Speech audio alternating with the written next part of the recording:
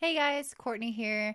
Just wanted to jump in before I get to the content and let you guys know that I have a special webinar coming up on Saturday, November 5th, and it is about Mars reclaiming the warrior within. So, this one is going to be maybe a workshop webinar style type of thing. So, bring your charts ready.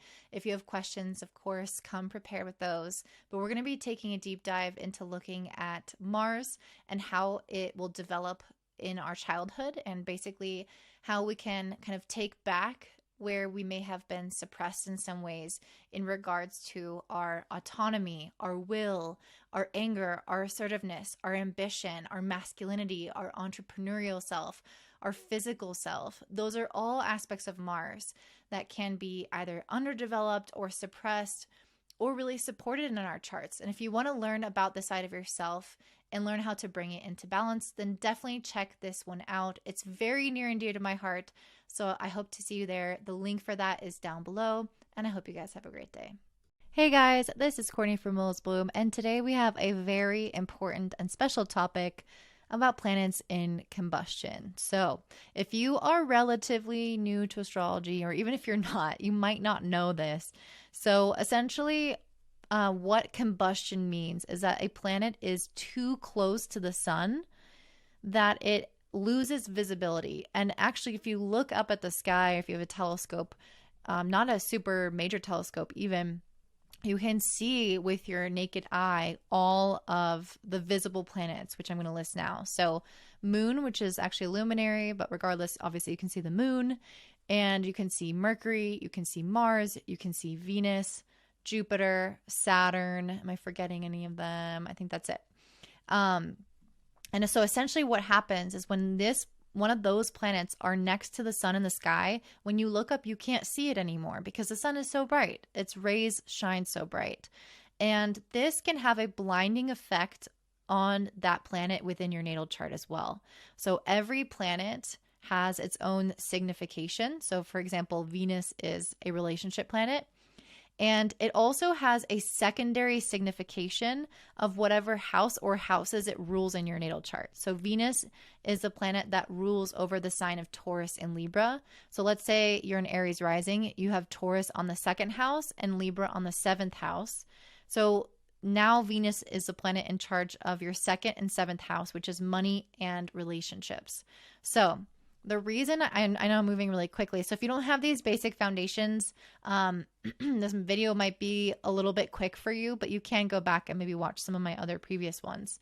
But essentially what this means is that now that Venus is right next to the sun and is blinded by the sun, she becomes blinded in those areas of your life within your chart. So because her natural signification has to do with relationships, she's blinded by relationships. But she's also the ruler of your second and seventh house.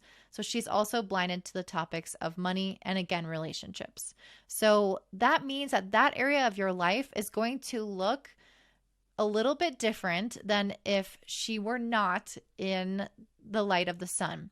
So imagine if you're trying to walk around and take your dog for a walk, and your dog can't see. And this is very relatable to me because my dog is blind.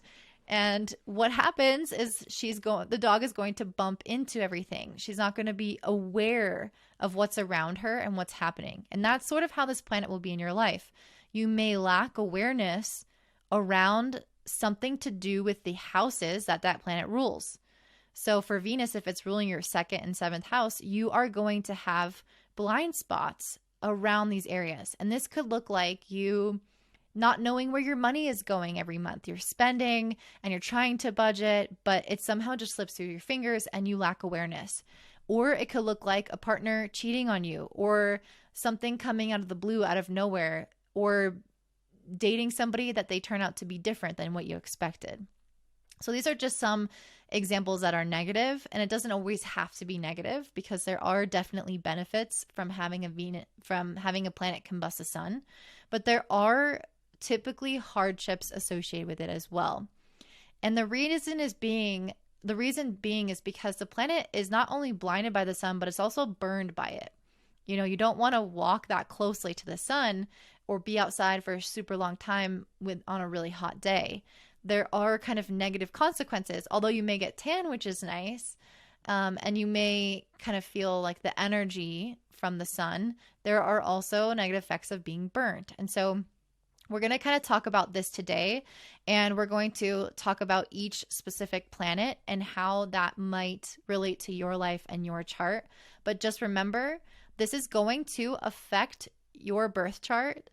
It's going to affect you in relation to your birth chart. So whatever houses that planet rules is going to be affected by the planet being next to the sun or combust the sun. Okay. So we're going to get into some examples, and I will pull up some charts and everything for you guys to look at. But I did want to just kind of give you the rundown of everything first, and then maybe I'll get into some specifics in a second here.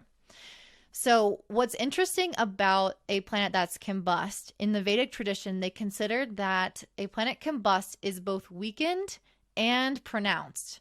So a planet that is next to the sun, which is associated with our identity, our career, our life path, will actually inform our identity. So whatever that planet usually means will become part of who we are in a very significant way. So for example, if I have, like I said, Venus on the sun, maybe I become somebody who has relationships as a very core part of my life. That doesn't mean that I'm in a lot of relationships, but it does represent an important part of my life. Or what can happen as a result is that your career, the sun, your identity, your career, the more masculine part of yourself can then over dominate your relationships and make that less significant. But it's actually still significant, even though you maybe don't put energy into it. It's still significant because it may be a part of your life that is very noticeable or somehow important, even though it's not either healthy or there's not energy put there, or it's like underdeveloped in some way. That doesn't mean it's less important. I hope that's making sense. And so it becomes part of your identity, but it can also sometimes become exaggerated, and we can sometimes also lack awareness about how we represent that planet. So those are all possibilities. And I also want to give the possibility that that planet near your sun can relate to you having a career in a related field around that planet. So like I mentioned, Venus is about relationships. You could be a relationship therapist, or Venus is also related to like gardening, and because it is a ruler of Taurus, it's related to taking care of the earth, style, aesthetic. So maybe you have a career associated with one of those things. So that's another potential. There's a lot to say. There's I feel like I'm going to forget a lot of stuff. But just keep in mind that it becomes part of your identity. It becomes exaggerated. It can become also underdeveloped as well. So there's something unstable about this planet in your life. Because it becomes either too much or too little, or not fully understood, not fully seen in its entire capacity. And the houses associated with it as well have that effect. So keep that in mind. So what typically happens when a planet is combust your sun is you will have a different kind of superpower. And it's because the planet doesn't function as well in the earthly realm, but its powers will still function in a different way. So again, it's part of your identity. So if you have Venus on the sun, maybe there is something like tantalizing about you, or something that is attractive about you or magnetic about you, but you may struggle with relationships.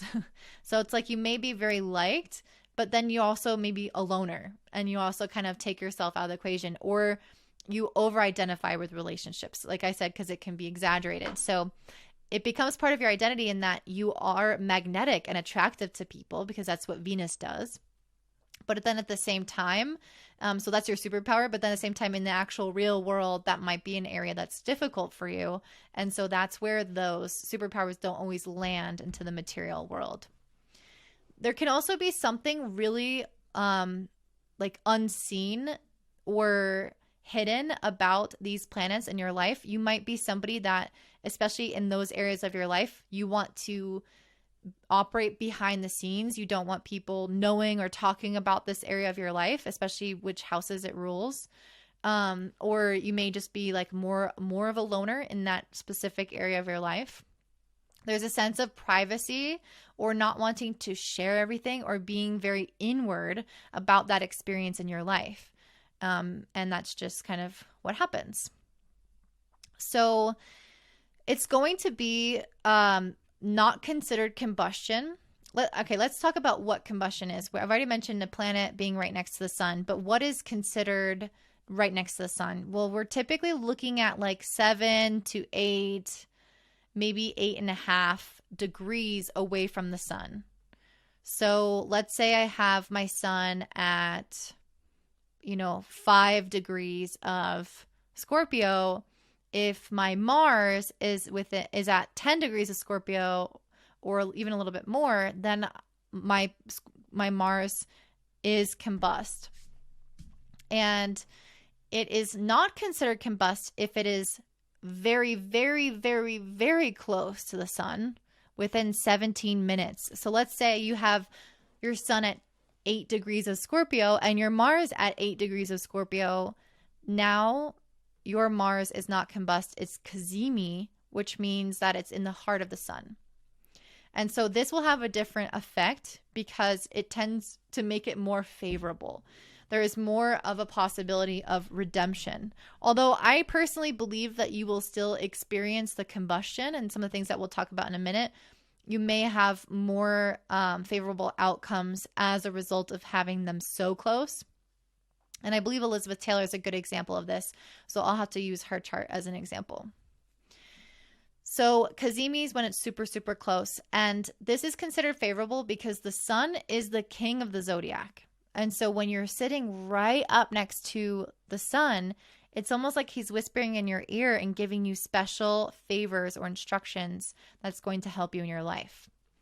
Regardless, every planet is meeting up with the sun in a cycle to get its next instructions about what to do on its next cycle. So whenever it's moving through a cycle, it has its mission. It knows what it wants. It knows what it's going after, what it's trying to learn or produce. And it's on its merrily way. And then it comes back to the sun, and it is like the hero's journey. It's exhausted. It's tired. It's lived out its mission as best as it could. And now it's kind of come as its weak, tired version of itself at the very, very end of a long hike.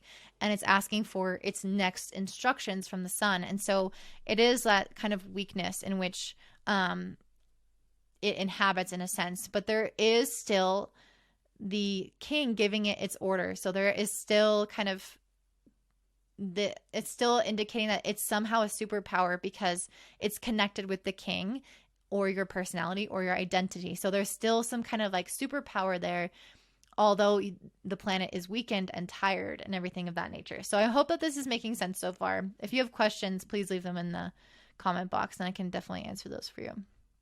So only the visible planets can be combust because the idea of combustion is that they are suddenly invisible in the sky. And so planets like Uranus, Neptune, and Pluto, all these outer planets that are not visible from the naked eye are never going to be combust because that's just like doesn't fit within the paradigm of what I'm even talking about. So the main thing around combustion is, again, being quite like blurred or unseen, under the radar, and oftentimes unknown to the individual who has that combustion. So there's a lack often of self-awareness around some area surrounding that planet. And so that is super important to consider. All right. Let's go ahead and talk about what this might look like for each of the planets. So if the moon is combust the sun, this is considered a new moon. And actually, I just want to back up for 1 second, because as I mentioned, the hero's journey, each planet is going around its cycle and then coming back to the sun, tired and exhausted. What's happening here in this darkness of the sun, like where it's blinded by the sun, so now it can't see. So there's a sense of darkness there that it's invisible, it cannot see. There is an impregnation happening. Not only is a king whispering the next duties, but it's impregnating the idea, the desire, the joy, whatever it needs to move on its mission. And so it's like planting a seed for the new beginning. And so I think that there's kind of like a new moon energy for all of the planets that become combust the sun. But obviously a new moon, or the moon being next to the sun, is going to be even more so that energy. So the moon is the part of ourselves that is representing our inner nature, our personal needs, and also has a lot to do with our mother or our childhood. And whatever house is Cancer in your chart, whatever house cusp has Cancer on it, that is also ruled by the moon and will be affected by the moon combust the sun. And so this can often have to do with being a little bit detached or unaware of one's childhood, one's mothering ability, or the mother itself. And sometimes maybe also where you put your emotional needs to the side to focus on your career, or you put your mothering needs to the side to focus on your duty.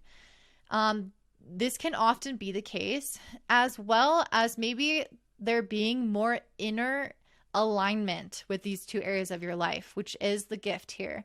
So on one hand, this is your duty, but you also want that duty in some capacity. So there may be a sacrifice of more of your internal world for your external duty, but also there's part of you that enjoys that or wants that sacrifice to happen.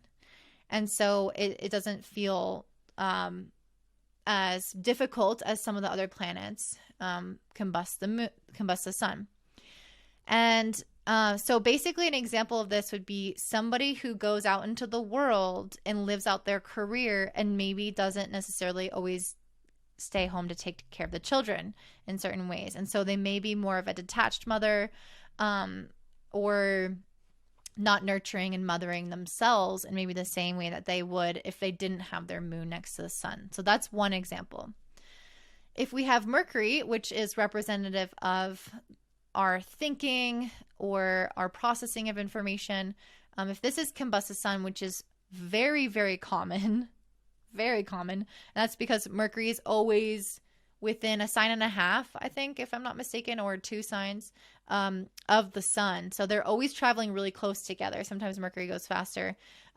Regardless, they're really close together. They're like tied at the ankles, kind of pulling each other back and forth in some ways. They're not doing that, actually. First, forget that I said that. That's a bad analogy. But regardless, they are tied together in some way. So Mercury will stay very close to the sun, and it's often combust because of how close it is. And so what happens is that these individuals, because Mercury is usually associated with intelligence, these individuals may overly identify with their intelligence because the sun is our identity and Mercury is our thinking, our processing, our intelligence. And so this can exaggerate or underdevelop this area of their life. So they might feel like they're not intelligent enough, or they might feel like they are extremely intelligent and overly identify with it. They might talk too much, or they might talk too little. And they might not have full awareness of how much information they are sharing, which is actually very common and makes a lot of sense why this is a common aspect. I've also seen within childhood, that since the sun is representative of the father or of a dominant parental figure, so sometimes the mother has more of that energy than the father. So it's not really gender-based, it's more energetic. So the dominant parental figure, often the father, will not necessarily listen to the child. The child will say something and it's like it goes in one ear or out the other, or maybe they get talked over, or maybe they tell the child that you look pretty with your mouth shut, or something along those lines, where they are invalidating the communicative experience of the child. And this then results in there being a lack of awareness around this area of their life, or a wounding around this area of their life. And so again, it's like maybe there is a little bit more difficulty with this element of communicating and understanding one another. And any area of life, any house that is ruled by Gemini or Virgo will also have these issues surrounding it. You may lack awareness and full control over these two areas of your life. And so sometimes it can also be it can also be hard for these individuals if they are tying their identity to their intelligence or to their ability to communicate or get something across. Um, and yeah, I mean, obviously that's inherently challenging, as you can see why, because your intelligence is always going to be compared to someone else's, right? Like you're going to have to be the more intelligent one and the one that can express better. And that's like a never ending battle.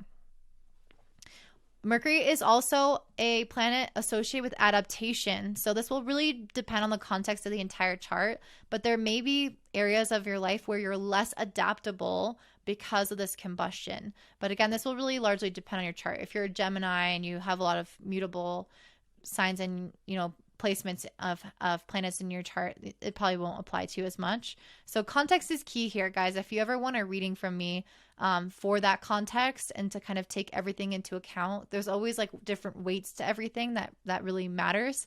But if you are interested in that, definitely check me out using the link in the description box down below. Okay, very meaningful to me, and because I see this all the time in my clients and even personal relationships, is Venus combust the sun. So Venus is our planet of affection. It's how we feel like we are receiving kind of that love that we're looking for. Not just like emotional love like the moon is, where I will care for you, make sure you're safe, but the love of like, you're so beautiful. Like, let me give you a hug. Let me show how much you mean to me through my affection in some capacity. So with Venus combust the sun, there's usually a lack of affection in childhood. This is oftentimes like the father figure being a little bit colder or more analytical. This is usually coming from people who are like uncomfortable saying I love you or giving hugs.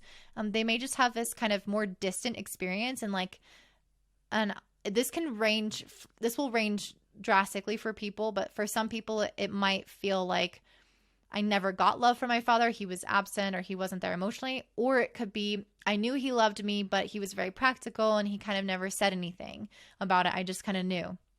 And this doesn't have to be just the father. This can be a childhood experience with any of the parents. But there is just kind of this general feeling of I didn't really get to soak up all the good stuff in my childhood. I felt like I was yearning as a soul for more than my parents had the capacity to give me, or one of my parents. And so it can feel like there is a lifelong search or yearning that maybe is unconscious to you for that love, for that affection. And so these people can become very relationship oriented, or they can do the opposite and sacrifice their relationships for their career. And we see this in Venus Williams, who has Venus combust the sun. And she has said like, that's not important to her in her life right now. So she's going all in on her career. Her relationships are taking a complete back seat, and she has sacrificed that area for this area of her life. And sometimes that can switch as well. So this will really like vary depending on who you are and what stage of life you're in. And it can also make you a more likable and attractive person. Often Venus is a planet of beauty. So being on the sun, which has a lot to do with kind of, not a lot to do, but it has to do with our appearance in some ways. The ascendant has a lot to do with that too. But having Venus on the sun can make you more attractive. That's not, again, always going to be like the case, but you will generally become attractive for some reason. If it's not physical, then there is something about you that's energetic, that's emotional, that people vibe with, that people want to be around. That's usually going to be the case of some sort. And so you do have this kind of superpower where people are drawn to you. But then you may also have, first of all, a lack of awareness around that, or you might be so like hungry for this affection that you often lack during childhood that you will again seek out relationships, and sometimes these can be unhealthy. So you're looking for like something to love on and to love you back. But that means that sometimes you might attract, with this sense of hunger, people who are maybe not always like in your best interest, people who take advantage, or people who you can't fully trust. And this is not always going to be the case. This is really dependent on your chart. But sometimes I will see with Venus combust sun that people will date partners where they don't fully see their flaws. They don't see that they are possibly a cheater, or that they, like there's some quality about them that's not a likable quality, and they will pursue that person, be in love with that person, but other people around them will see this, accept them. And so this is not always the case, but these are all possible manifestations that I have personally witnessed. And also, any houses ruled by Taurus and Libra will have a similar effect. There may be blind spots in those areas of your life as well. And so sometimes Venus on the sun may over prioritize relationships and really stay in unhealthy dynamics longer than they should, and not listen to other people around them saying like, hey, this person's not good for you, da, da, da. Or they may sacrifice their relationships for their career and be like, I don't need affection. I am getting my sustenance from my career, from what I go after, from what I create in my life. Sometimes this can also create somebody who's very socially over or underactive. So I'm going to be a loner, or I'm going to be having a million friends. That doesn't have to necessarily be the case, but there can be, I have seen oftentimes like someone who appears social and who's likable and who people like them, but there's something very private about them that they don't share with others. Or they may have like few intimate close friends that they're really willing to share themselves. That's my personal experience with this. Venus is also a very creative planet. So not only does it bring beauty into you physically, but also brings beauty into your life. So these are often people who are good at art, at music, who have interest in painting or planting, like anything along those lines where you're creating beauty in life. You can usually be good at that. And there can be this underlying feeling that you are unworthy or unlovable in some way. And again, this is kind of going back to childhood, where you're not getting necessarily all the affection you craved as a soul during that time of your life. And so there can be this feeling, this hunger for it, and a belief system that can be unconsciously created that I am not lovable, I'm not worthy. And so there's the hunger and that kind of work together. Another example of somebody who's very successful who has this is Oprah Winfrey. And we all know Oprah is a super successful woman, but we never really hear her talk about her relationship. So extremely private. I'm not even sure she's with someone, but I think she is. So regardless, her career has really taken the center focus of her life. And so you may see that oftentimes with like famous people, because the relationships often become secondhand to their wild, unruly, but massive careers.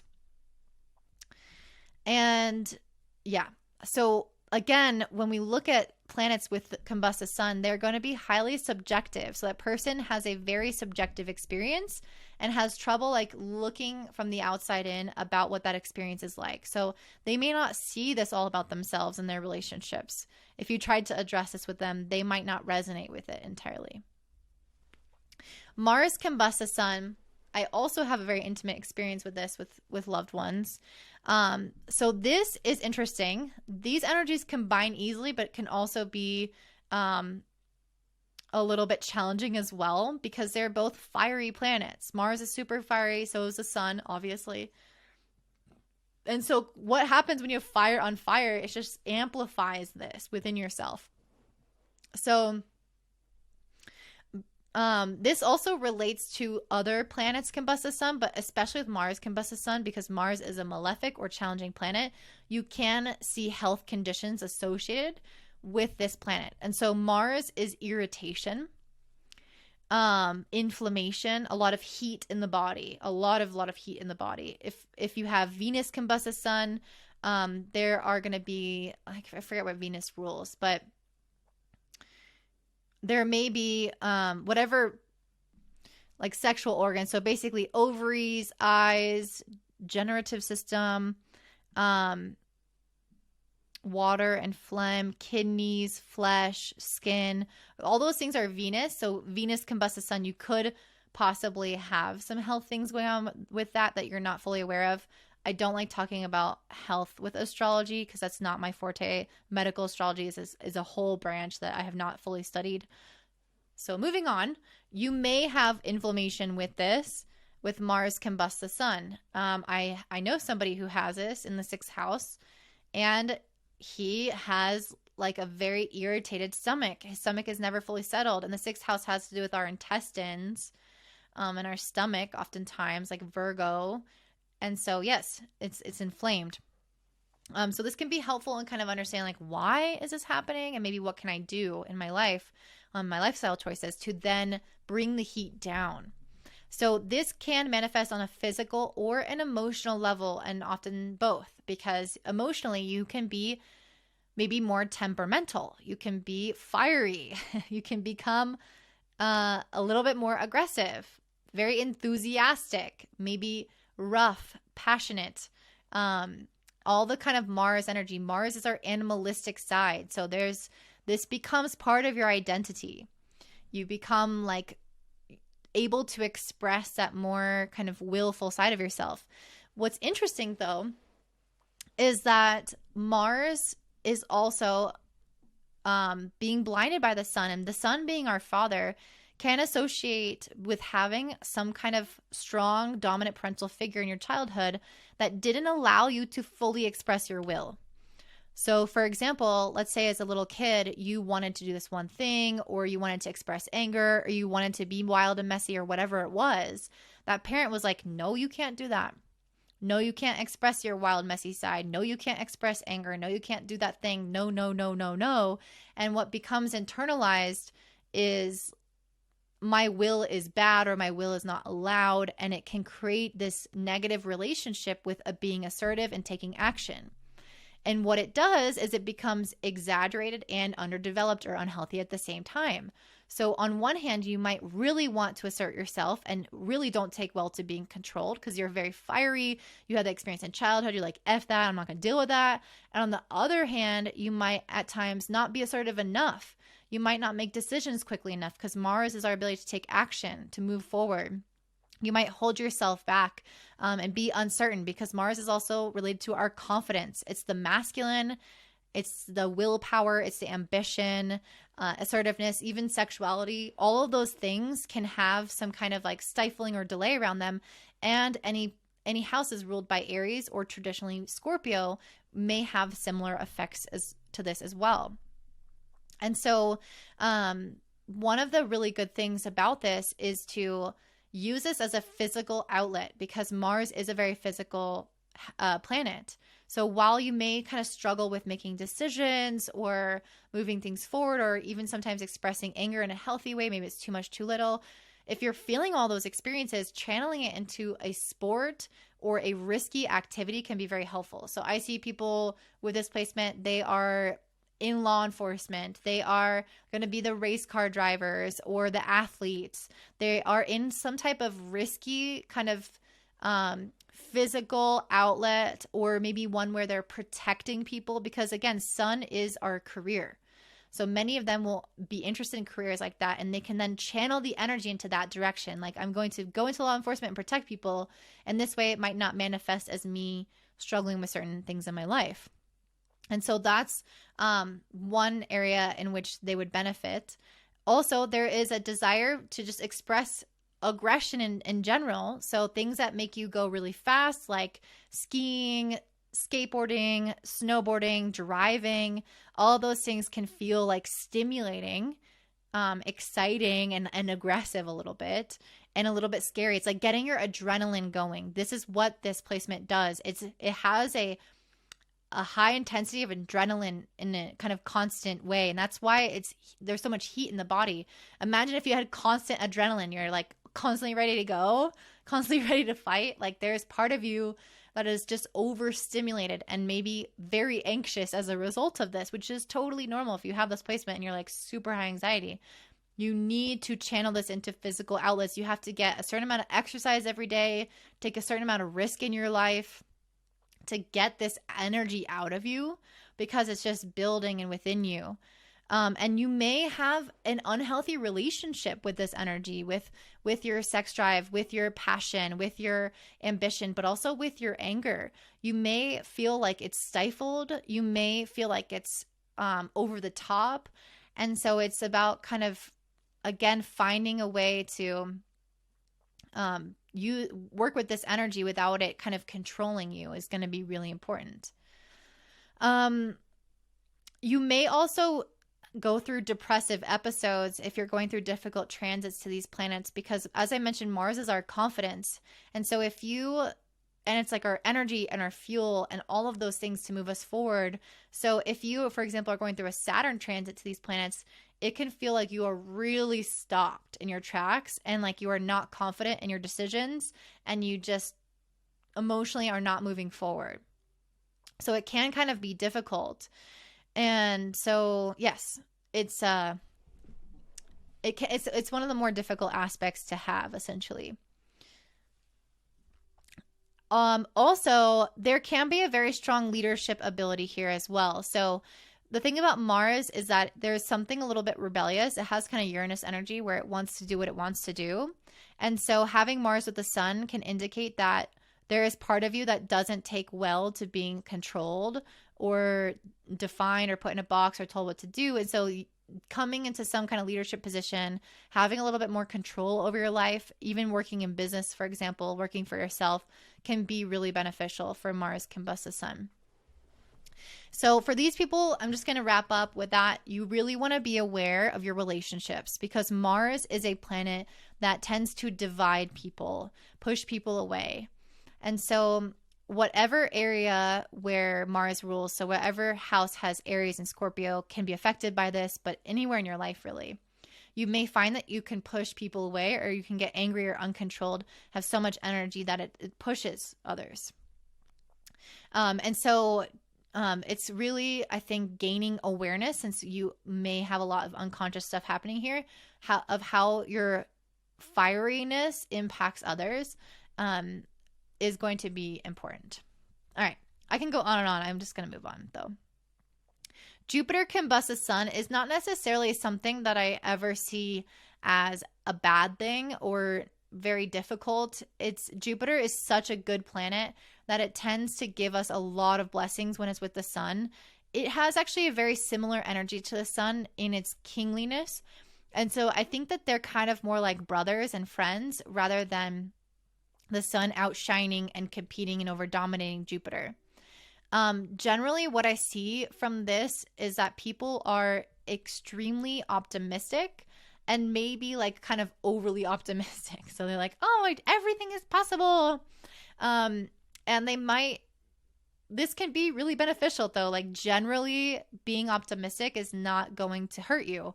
And so I see these people actually having a lot of luck in their career, being strong leaders, and really their exuberance and their optimism is truly helping them. And what I see often also is that they will be the people who will come to you, and I see this also with Jupiter and Uranus aspects as well. They're the people who want to like lift you up, to get you the next job, to promote you, to help you in your life. And so they just tend to be like very energized and happy and optimistic and want to help people, and they tend to benefit from this as well. So there's not a whole lot of negative stuff that I've seen. If you guys have had any negative experiences with Jupiter combust the sun, let me know in the description box down below. All right, and then last but not least, we have Saturn combust the sun. Oh my gosh, I actually know quite a few people in my close, friend, family circle that have this. And it is an interesting one because the sun and Saturn can actually both represent the father in the chart or this kind of dominant parent figure. Saturn is the rule maker, and it tends to set up boundaries that we have to live within. And when this is on the sun, this can actually be a little bit challenging. Normally, we think of the sun taking over and blinding that planet. However, Saturn is a malefic planet, so it's also negatively impacting the sun. All of these planets are pouring into our identity, as I mentioned. With Mars, you're an athlete. With Venus, you're attractive or artistic. With Saturn, you're very hardworking. It's pouring into your identity, this work ethic. Too much so, usually. I see people with Saturn on the sun, it's like their lives have been fully dedicated to work, even if they don't want that to be true. I often see that that's part of their karma, is that they have to work very hard, even if that's not really what they want. And it's actually often a very important like part of their identity is I am this hard worker. And, you know, I don't know. It's like there can be this interesting slash unhealthy relationship with it. However, sometimes I've also seen Saturn on the sun where people are not hardworking at all, and they can be given leadership positions because Sun Saturn makes one this kind of teacher, this wise authority figure. People look up to them. They see that they have something to offer. And Saturn on the sun usually indicates someone very hardworking who does step up to the plate and takes on that responsibility, gets a promotion, keeps working their way up, does well, maybe takes on too much of a burden for others. But sometimes it goes the opposite direction where they offload work onto others, where they show up late, where they're not consistent, and yet like they have this job and they have this promotion and people still trust them in that role. And sometimes they like others don't see that they're actually not a good worker. So I have seen kind of both come up in life. And so there can be a laziness around this or an overproductivity around this. Saturn is also an area of insecurity. And so we will typically find that there is something about our childhood where it cultivated coldness. And that coldness that comes from Saturn, where it could have a huge range depending on the rest of our chart. It could mean that your mom or your dad straight up told you that you weren't good enough. Or they could have just not been emotionally available for you. They could have been distant. You could have had a parent pass away from a young age. They could have literally not been in the home, like one single parent family. There's usually this kind of dynamic, often with the father, but could be the mother as well, where there's a very strained relationship in some capacity. Either that's emotional or physical or whatever. And that strained relationship, which again is in varying degrees for people. So I've seen it very light where they love their family, they have a good relationship with their family, but the father was working really hard and he was away a lot and he wasn't like very emotionally soft or affectionate, or there's a coldness, a seriousness that is pervasive within the home. And this could be because maybe in your home there was a lack. And so there was like, oh, we have to survive. We have to work really hard to survive. And then that's what gets embedded into you. And that becomes the pervasive or dominant feeling, this coldness that's associated with just needing to survive versus thriving, being in a great, happy, healthy home. But yes, I have seen like people have really amazing relationships with their family still with this placement, and the father was just really always working. But still there's usually some kind of like disconnect emotionally there because of Saturn's ability to restrict. And so what happens is then we can develop a lot of anxiety because we need kind of like this soft place to land and be a kid and have our parents there and get affection, get love, get our needs met. And they maybe grew up in a household where it's very work oriented. They maybe just were very open to that, perceptive of that, and they took that on. There was a seriousness, like being kind of an adult from a young age. That can sometimes happen. Taking a lot of responsibilities. And what does all this do? It leads to anxiety because you're not just like this free-flowing kid who can just do what it wants. Like you are really taking on burdens of the world from a young age, or even if it's not from a young age, you're taking on excessive burdens as you get older. And so there is this extreme work ethic or underwork ethic and the anxiety there as well. And so sometimes I do see people, depending on the rest of their chart, they may escape that anxiety in some ways. Again, this will depend on their chart. But they may want to escape through TV or through more work or through, anything. You use your imagination. And so this anxiety, this coldness or hard work ethic, growing up too fast, all those things also lead one to put way too much pressure on themselves when they have Saturn on the sun. This is somebody who feels like they're not doing good enough. There's a perfectionistic tendency. But again, because it's combust, they might not actually see this in themselves. And whatever houses are ruled by Aquarius, which is Saturn is a traditional ruler of Aquarius, or Capricorn may have similar energies where they're lacking awareness or they're overworking and don't even know that they're overworking in this area of their life. Exactly. So they basically can feel that they're never doing good enough. They're never like fully where they want to be. They feel like they're behind, or they can compare themselves to others, and it can be hard, and it might be this very internal thing you might never know on the surface, and sometimes again they might not even be fully aware of how much they're doing that to themselves and how good they actually are because of this process being so internal. So I guess that's what I want to say. I feel like there's maybe the last thing I'll add with that is that there can sometimes feel like there's a delay in life. Like I'm delayed in getting my career where I want. I'm delayed in getting this or that, the other. That's not always going to be the case. I've seen people reach success very young with this, but there can be this feeling again of like, I'm not where I want to be in this area of my life yet. So wherever Saturn is or whatever house it rules can have this feeling to it in general. And then with the sun mixed in, maybe there's a reason it's delayed because of your career or something of that nature. The very, very last thing I'll mention is Saturn on the sun can also influence your health in a difficult way as well, because the sun has to do with, I believe it has to do with our heart. If it's like Leo energy.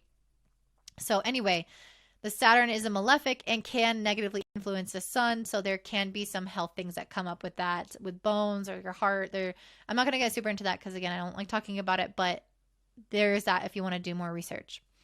Okay, so now I'm going to go ahead and get into some chart examples. Okay, so my first chart here is one I was already mentioning, which is Venus Williams. And she has her Venus combust the sun within 4 degrees. They're both in the sign of Gemini. The sun is blinding Venus. So basically, as I mentioned before, her relationships can have some unknown qualities to them.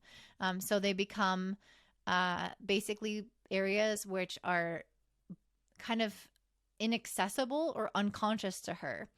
And this, as I mentioned before, can relate to in childhood not really getting the affection that you want from a parental figure.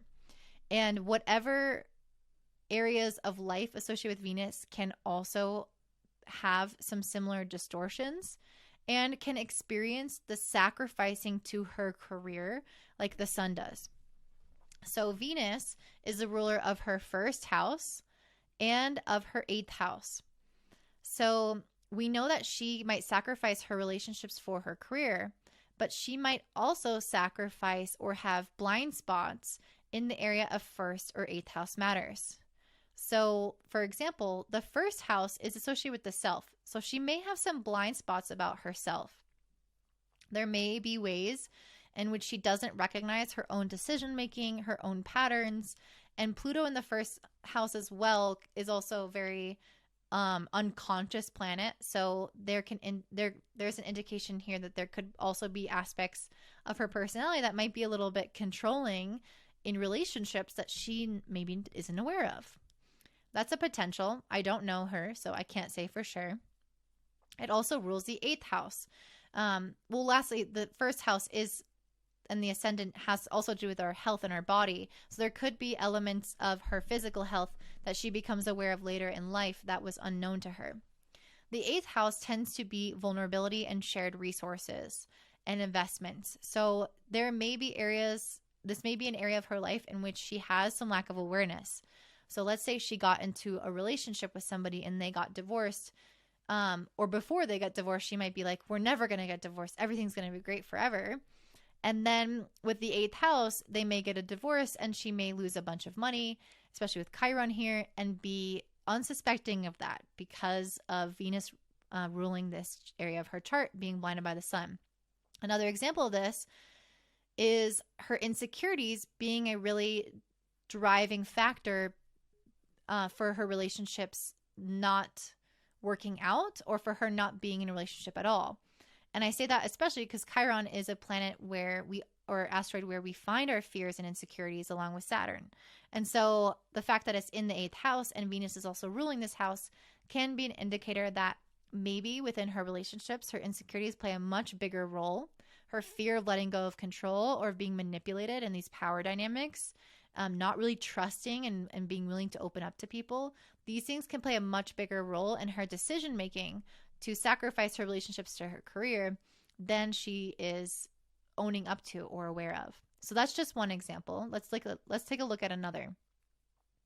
All right, our next example is Ryan Reynolds. So he has his sun at 0 degrees of Scorpio and moon at 3 degrees of Scorpio. So the moon is combust sun in the 2nd house.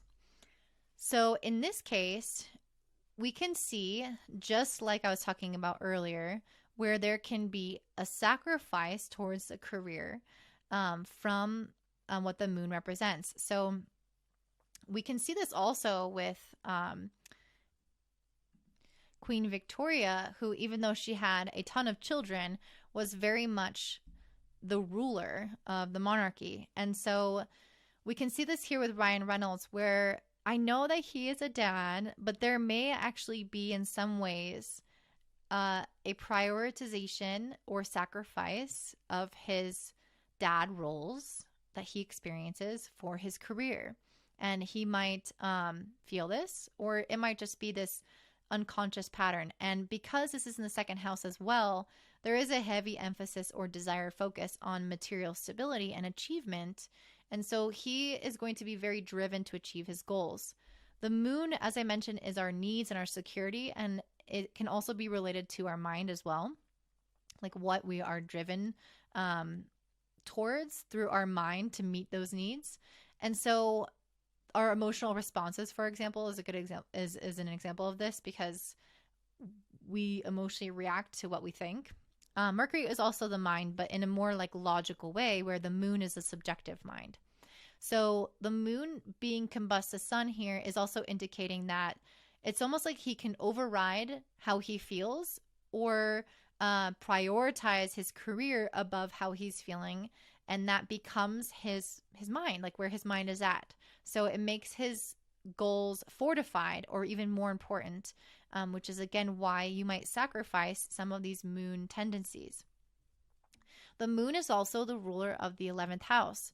So there may be ways in which he is unaware of friendships, community, and belonging. He may have unconscious patterns that play out in this area of his life because the moon is the ruler of this area of his chart, and it's blinded by the sun. So he may be unaware of some areas of friendships where he shows up as weak or where he attracts negative people. This is even more so because his Saturn is here. So Saturn is a planet that delays and creates hardships and more work. And wherever we have Saturn in our chart, we're going to have a little bit of insecurity or strife.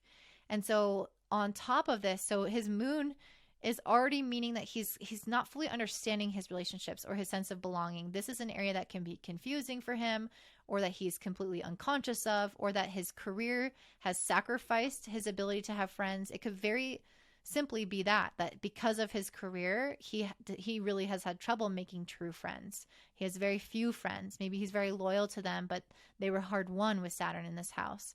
Maybe he has a hard time trusting these random people. That makes a lot of sense as a celebrity. And so we can specifically see this in his chart, that his friendships, his community, his way of feeling really like he has a sense of belonging really comes second to his career and his financial status and his goal as a person. So his goals are going to be his primary focus, and his friendships last, and then maybe his family will be up there, but maybe he's somebody who would say, well, I need to provide for my family. So that still becomes the primary focus, because as a result of my career and my goals, it's ultimately going to create stability for my family. And so it's like the moon and the sun are on the same page, even though it's kind of sacrificing that more interior world where it's like, I'm maybe not as home as much as I'd like to, or maybe I'm not as like sensitive and focused on my emotions as normally the moon would be. But it's still, the moon wants the same thing that the sun wants. So they're on the same page. They're achieving the same goals. And so it's, again, fortifying this area of his life. Our last example is going to be of Hitler, who has Mercury combust the sun. So they are in different signs, but because they are 5 degrees away, it is still combust the sun. And so, as I mentioned, Mercury can over-identify when it's with the sun, the intelligence of the native. So this person, like Hitler, for example, his ego is predicated on if he is perceived as being intelligent. And so, it's what's interesting is that what one of the consequential things that happened that kind of led to Hitler eventually coming into power was the fact that he actually failed art school, and specifically the entrance exam to getting into art school. And so we can see here how this kind of triggers something within him. There is a need to prove oneself, to prove one's intelligence, or in a way, superiority. And this is not going to be the case for everyone with Mercury combust the sun, but for this obviously specific example, he is going to take on the really negative forms of this alignment. So another area we can see is he's going to be maybe blind to other people's opinions. Mercury is our thoughts. And so he can almost have this kind of rigidity and unconsciousness around how his thoughts are very dominant, and not everyone agrees. And so there is an unconsciousness there where he maybe doesn't even recognize how he's being not adaptable.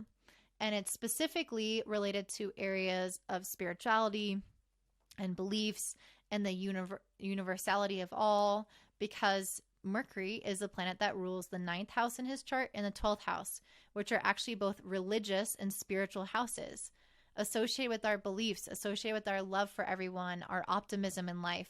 He has Mercury here, combust the sun, making him rigid and unconscious about these areas of his life.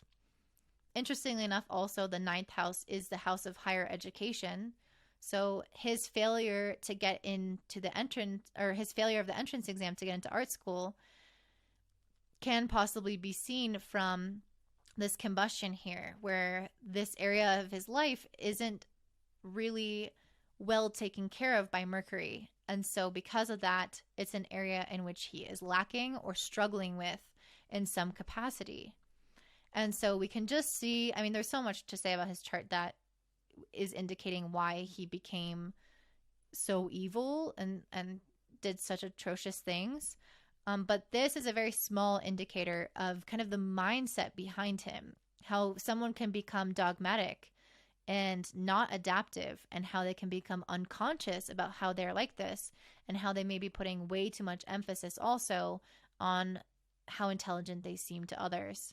And so when he obviously failed the art exam, that was a big hit to that perception or that reality for himself, and led him down a path of having to prove himself. So this is how I'm going to end the video here. If you guys have any questions, please do let me know. If you're interested in learning astrology, check me out at willismoon.com. I have a course on there, and I believe I'll be running a very interesting workshop. I'm still deciding on which one I want to do, but if you're interested in joining a workshop with me, maybe around willpower and adolescence, check me out on my website and subscribe to my email list, and you'll get emailed about when that's coming up. All right. Have a good one. Bye, guys.